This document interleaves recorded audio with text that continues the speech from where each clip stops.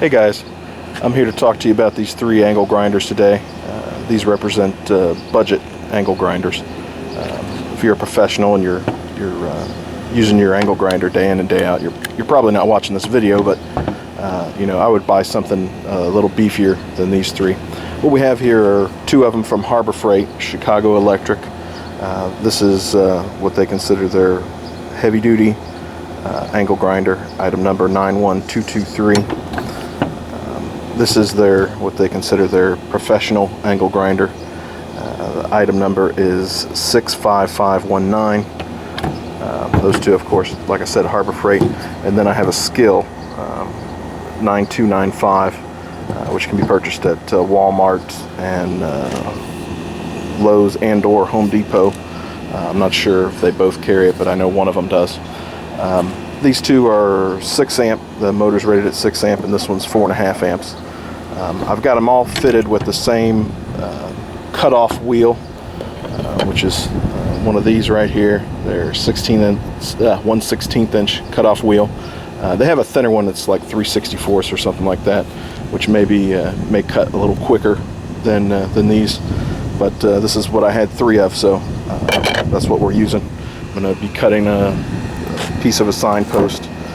I don't know if I'll cut all the way through with all 3, but I'll make the same distance cut with all 3 for comparison. And you can see kind of what to expect. You know, I've had people ask me, friends of mine, why do you need 3 of them? And real simple answer: when you're working on a project, it's nice to have one set up for wire wheel, one set up for cutting, and one set up for grinding. That way you're not changing blades all the time. These Harbor Freight models with the cutoff wheels, it's hard to get them centered perfectly. There's a little bit of slack in the arbor, so you got to be careful to get them centered so you don't get too much wobble starting out. If you have wobble, you know, on a cutoff wheel, it's probably no big deal because the edge of the blade wears off, of course, as you cut it, so it's going to wear round probably. As long as you don't have a problem before that, as long as it's not too far out, I guess, which it probably can't be. There's not that much slop, you know. Comparing them before we start. The switch on the bottom end model, I paid about 20 bucks for this one on sale, or with a coupon, I think, I can't remember. This switch just slides forward real easy and stays in place, which is fine. You know, it is what it is. This one has the paddle switch, which is a little more fancy for stopping and starting, I guess. I don't have any problem with the switch. There's a place to lock it on at the bottom there, which is real simple. Push it down, and there it's locked on. Now it's released. It's fine. The switch on the Skil is spring-loaded, so when you're making a quick cut or doing something real quick, you can just hold it. But it's pretty stiff to use, so you can lock it like so. It's easy to bump. The Skil has the least favorite switch of the 3. These 2 are comparable as far as I'm concerned. The nice things about the Skil seems to have a little more power, even though it's supposed to be rated at 6 amp, just like this one. It definitely feels more torquey when you use it. It's much harder to bog down. The spanner, I believe they call it, is stored in the handle, which is very nice. It's probably the best of the 3 angle grinders, you know, in my experience. But you know, I just don't like the switch. And I already went over why I have 3 of them. So we're going to get to cutting here and see how we do. And here it comes.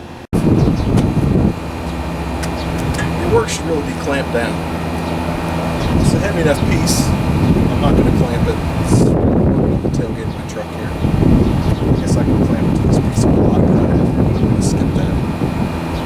I should also have gloves on. I may go in and get those real quick. And I'm wearing flip-flops, which is a bad idea. So I'm doing several things that I probably shouldn't. But my safety glasses are on.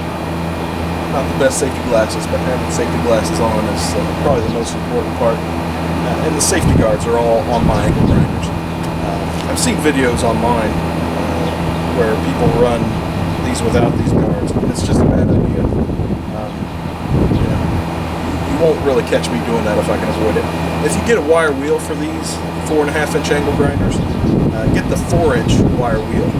The 4.5 inch wire wheel is going to hit your guard, and it's going to bog your motor down and burn it up early probably, and it's going to eat up your guard if it's if it's touching at all. Which in my experience, the 4.5-inch wire wheels are too big for these, especially power-wise. This one's the most powerful. The Skil's the most powerful of the three. It does the best with the wire wheel. Also, I forgot what I was going to say. You don't want to use a lot of pressure with these. A real light, almost just the weight of the tool is all you want on there. If you lean on it with these lower amperage angle grinders, you're probably going to burn your motor up fast. So, real light pressure with these is all it takes. And I'm going to get my gloves and make a few cuts.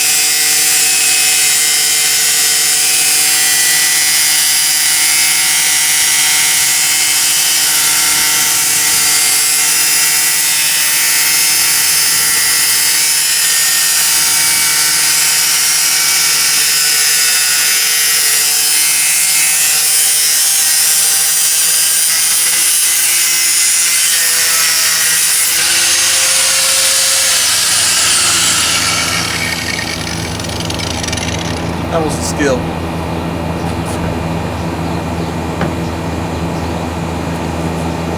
There's the Harbor Freight 65519.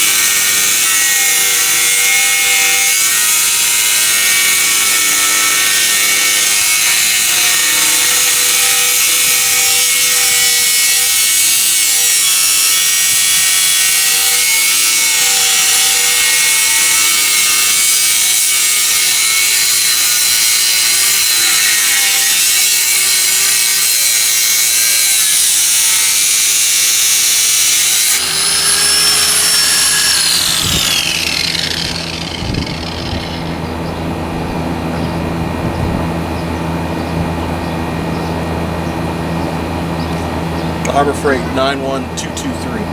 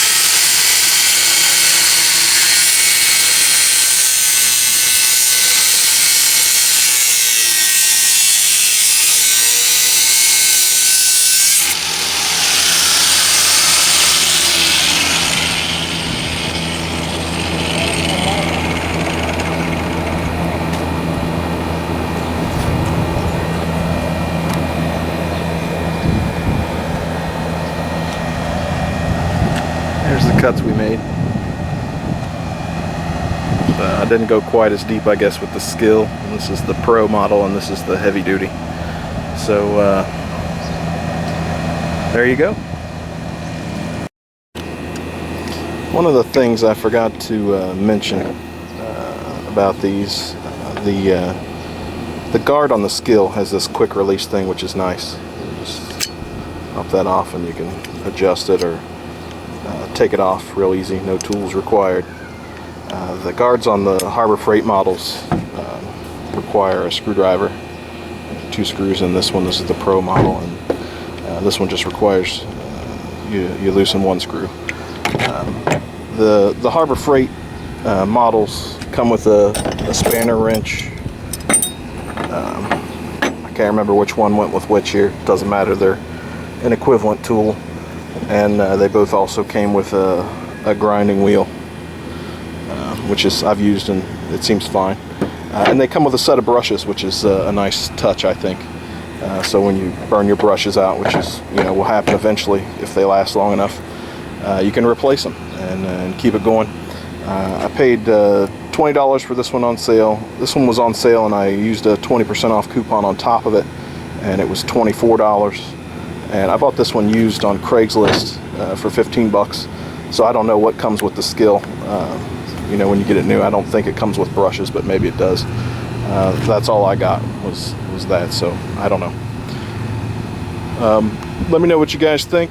For home use, I think in each one of them is a valid tool. If you're only going to have one, I would probably get one of the 6-amp models. And of course there's, if you want to spend a few more dollars, you can get a DeWalt, which has 7 or 7.5 amps. And if you want to spend a few dollars more than that, DeWalt has one that's 10 amps. And Metabo and Makita and stuff are all good names for these kind of tools. But you can burn any of them out if you trying to overwork the tool. You got to let the tool do the work with these type of things. So that's there you go. There's your comparison.